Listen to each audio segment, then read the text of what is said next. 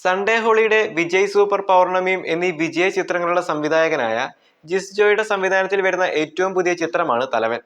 ബിജു മേനോൻ, ആസിഫ് അലി എന്നിവരെ കേന്ദ്ര കഥാപാത്രമാക്കി വരുന്ന ചിത്രത്തിൽ മിയ, അനുശ്രീ, ദിലീഷ് പോത്തൻ, കോട്ടയം നസീർ തുടങ്ങിയ ഒരു നല്ല താരനിര തന്നെയുണ്ട്.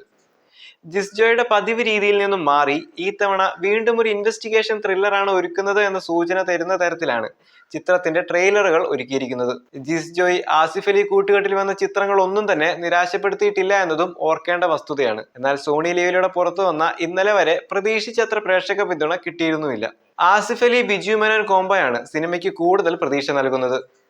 ഇരുവരും മുൻപൊന്നിച്ച അനുരാഗ കരിക്കിൻ വെള്ളം ഏറെ പ്രേക്ഷക പ്രശംസ കിട്ടിയ ചിത്രമാണ്. സിനിമാ ജീവിതത്തിലെ 3 പതിറ്റാണ്ടുകൾ പിന്നിടുന്ന ബിജു മേനോൻ എന്ന നടന്റെ വ്യത്യസ്തമായ ഒരു കഥാപാത്രമാകട്ടെ തലവനിലേത്. മുൻപ് പോലീസ് വേഷങ്ങളിൽ ബിജു മേനോൻ വന്നപ്പോൾ പ്രേക്ഷകർ അത് ഇരു കൈ നീട്ടി സ്വീകരിച്ചിരുന്നു. അയ്യപ്പനും കോശിയിലെ അയ്യപ്പൻ നായരെയൊന്നും അത്ര പെട്ടെന്ന് ആരും മറക്കാൻ സാധ്യതയില്ല.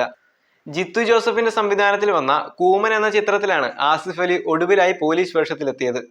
ചിത്രം ഏറെ പ്രേക്ഷക പ്രശംസ പിടിച്ചു പറ്റിയിരുന്നു. ഇരുവരും ഒന്നിച്ച് പോലീസ് വേഷത്തിലെത്തുമ്പോൾ പ്രതീക്ഷകളും ഏറെയാണ്.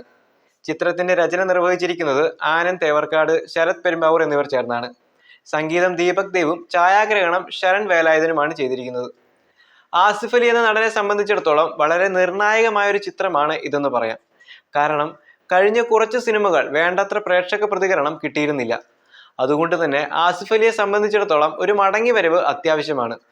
ജിസ് ജോയുടെ കൂടെ തന്നെ ആകുമ്പോൾ ആ ഒരു പഴയ ആസിഫ് അലി ജിസ് ജോയ് കൂട്ടുകെട്ടിൽ വന്ന വിജയ ചിത്രങ്ങളിലേക്ക് തലവനും എത്തട്ടെ എന്ന് ആശംസിക്കാം.